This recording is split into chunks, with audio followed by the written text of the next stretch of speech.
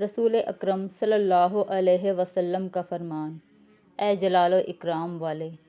معاذ بن جبل رضی اللہ تعالیٰ عنہ سے روایت ہے کہ رسول اللہ صلی اللہ علیہ وآلہ وسلم نے میرا ہاتھ پکڑا اور فرمایا: میں تم سے محبت رکھتا ہوں۔ اے معاذ! میں نے عرض کیا: میں بھی آپ سے محبت کرتا ہوں، اے اللہ کے رسول۔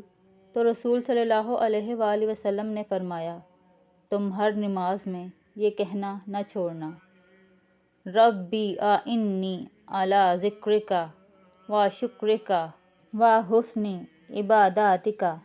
اے میرے رب! اپنا ذکر کرنے، شکر کرنے اور بہترین انداز میں اپنی عبادت کرنے میں میری مدد فرما۔ لا الہ الا اللہ وحدہ لا شریک لہ، لہ الملک و لہ الحمد وہو علی کل شیء قدیر۔